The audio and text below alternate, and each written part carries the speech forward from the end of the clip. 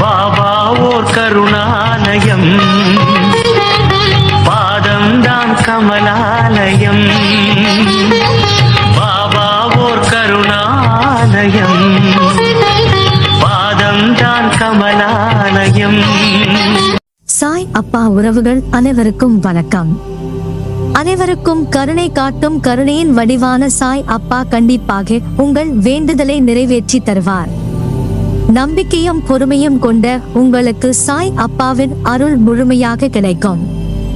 நீங்கள் கேட்டதை எல்லாம் அள்ளித் தரும் நம் சாய் அப்பாவின் மனதிற்கு இதமான இன்றைய அருள்மொழியை கேட்போமா? அன்பு குழந்தையே, இத்தனை நாட்களாக நீ கேட்க ஆசைப்பட்ட ஒரு நல்ல செய்தியை கேட்டுக் கொண்டிருக்கிறாய். இன்றைய விடியல் உனக்கானதாக மாறிவிட்டது. இனிமேல் உன் வாழ்க்கையில் தினமும் மகிழ்ச்சிதான்.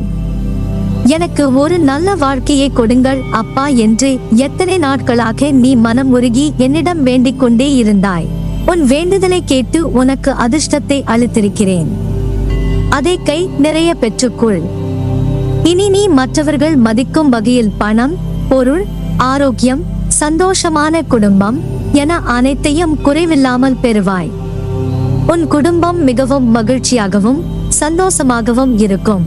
நிச்சயமாக உனக்கு மாறுதல்கள் நடக்கப் போகிறது. உன் புதிய வாழ்க்கை வண்ணமயமாய் ஆகஸ்ட் போகிறது. சந்தோஷமாக நீ எதிர்பார்த்த மாதிரியே ஒரு வாழ்க்கையை வாழப் போகிறாய். அதனால் இனியும் உன் வாழ்க்கையை நினைத்து கவலை கொள்ளாதே. உன்னுடைய வாழ்க்கையில் நிகழும் அனைத்தையும் நான் பார்த்து கொண்டுதான் இருக்கிறேன். இனி உன் வாழ்க்கையை யோசித்து உன் மனதில் எழும் நிம்மதியற்ற சிந்தனைகளை கொஞ்சம் கவனி. நான் கூறுவதை கவனமுடன் கேள்.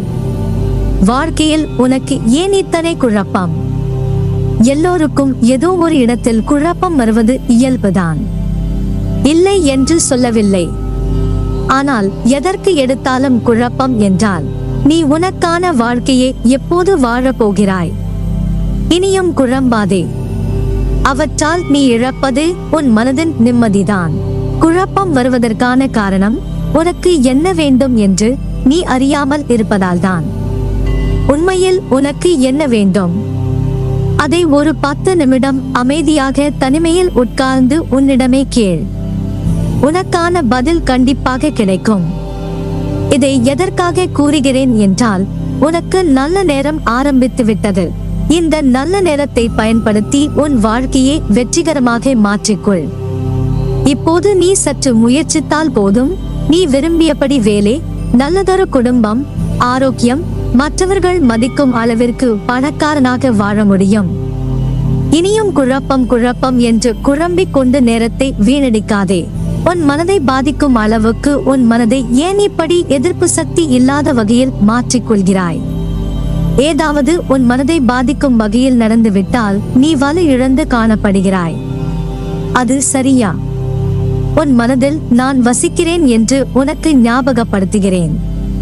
காயப்படுவது நீ மட்டும் இல்லை, நானும் தான். உன்னை காயப்படும்படி நான் செய்வேனா? நீ அவற்றை தாங்கிக் கொள்ள உன் மனதில் தெம்பு இல்லை என்றால் உன்னை அப்படியே கைவிட்டு விடுவேனா என்ன? அந்த அவநம்பிக்கை எண்ணத்தை உன் மனதில் இருந்து தூக்கி எறி. இனி உன்னை வாழ்க்கையில் வெற்றி பெறச் செய்ய என்னென்ன செய்ய வேண்டுமோ அதை எல்லாத்தையுமே நான் செய்வேன். இனியும் உன்னை யாராலும் கஷ்டப்படுத்த முடியாது. உன்னை காயப்படுத்த யார் நினைத்தாலும் அவர்களை நான் சும்மா விட மாட்டேன். உன்னை கஷ்டப்படுத்தியதற்கான தண்டனையை கண்டிப்பாக அவர்கள் பெறுவார்கள்.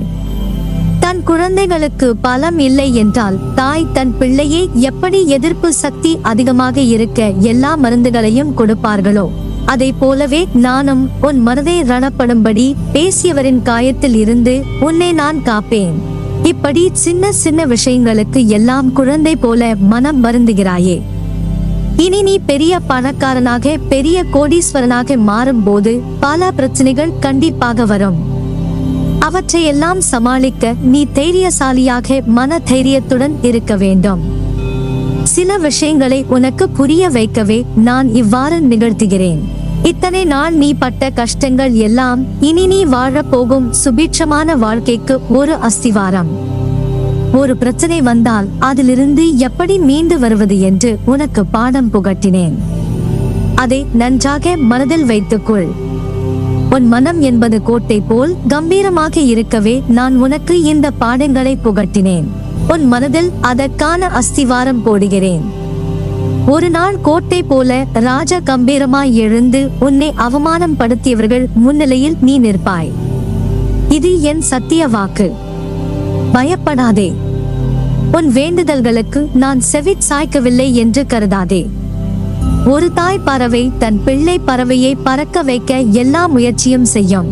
அப்படியும் பறக்கவில்லை என்றால் அது உயரத்தை கண்டு பறவை அஞ்சுகிறது என்று தாய் பறவைக்கு எப்படி புரியாமல் இருக்கும்?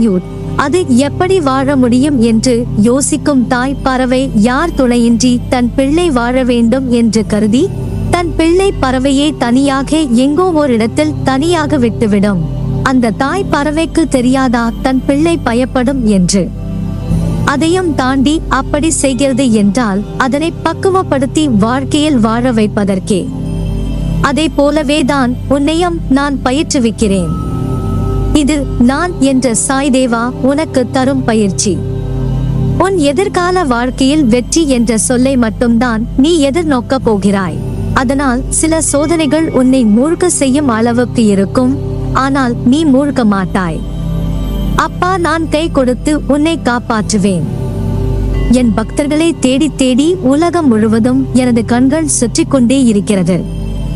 அவர்களை இறுக்கமான நிலைகளில் இருந்து விடுதலை செய்து காப்பாற்றுகிறேன். அதுபோலவே உன்னையும் உன் கஷ்டத்தில் இருந்து காப்பேன். நான் உனக்காக இருக்கும் போது, உன்னையே நான் நினைத்து கொண்டிருக்கும் போது நீ ஏன் கவலைப்பட வேண்டும்? எனது நாமத்தை உச்சரித்தபடி இருப்பாயானால் உனது அழைப்புக்கு உடனடியாக வந்து பதில் தருவேன். உன் வாழ்க்கையில் நிகழும் அனைத்தும் என் பார்வையில் இருந்து வருபவை. சில உனக்கு சந்தோஷமான சூழலும் இருக்கும். சில பாடங்களை சொல்லிக் கொடுக்கும் பொருட்டு கஷ்டமான சூழலும் இருக்கும். எல்லோருமே நானும் வாழ்க்கையை வாழ்கிறேன் என்று சொல்லிவிட முடியும். ஆனால் அதை வெற்றியுடன் கூடிய வாழ்க்கையாய் ஒரு திருப்தியை ஏற்படுத்தும் பொருட்டு வாழ்வது கடினம். இப்போது அந்த கடினத்தை தான் நீ எதிர்கொள்கிறாய். உன் வாழ்க்கையில் அனைத்தும் நடத்தி வைப்பவர் நானே. என் பாதையில் என் கையை பிடித்துக் கொண்டுதான் நடக்கிறாய். நீ உதிரியான பொருளாக இருந்தாய். பிறகு கருவாய் சிறிதாய் உருவானாய். உன்னை உருவமாய் திரிக்க நீ கருவாய் உள்ள போதே 1000 எதிர்ப்புகளை சந்தித்தாய். இந்த உலகத்தை உன் கண்களால் பார்க்கவும் உன்னை சோதித்தேன். அதிலும் ஜெயித்தாய். எழுந்து நின்று நடக்க நிறைய முறை கீழே விழ அதிலும் உன்னை சோதித்தேன். அதிலும் எழுந்து நின்று நடை போட்டாய். இப்போது எல்லாம் விவரமாய் நல்லது கெட்டது என பிரித்து பார்க்கும் பொருட்டு பக்குவம் அடைந்தாய். இப்போது உள்ள சவால்களை உன்னால் சமாளித்து ஜெயிக்க முடியாதா? நிச்சயம் உன்னால் முடியும். நீ பக்குவம் அடைவதற்கு முன்னரே போராடி ஜெயிக்கும் குணம் பெற்றவர். இப்போது உள்ள எல்லா எதிரான சூழலை சமாளிப்பாய், ஜெயிப்பாய். என் மடியில் அமர்ந்து மகுடம் சூடுவாய். நீ ஜெயமாக நல்ல ஆரோக்கியத்துடன் எல்லா செல்வ வளங்களை பெற்று சீரும் சிறப்புமாய் நல்ல பெயருடன் நிம்மதியான மகிழ்ச்சியான வாழ்க்கையை பெறுவாய். உன் அம்மாவாக அப்பாவாக என்றும் உன்னை என் இருதயத்தின் கருவறையில் சுமந்து அரவணைப்பேன்.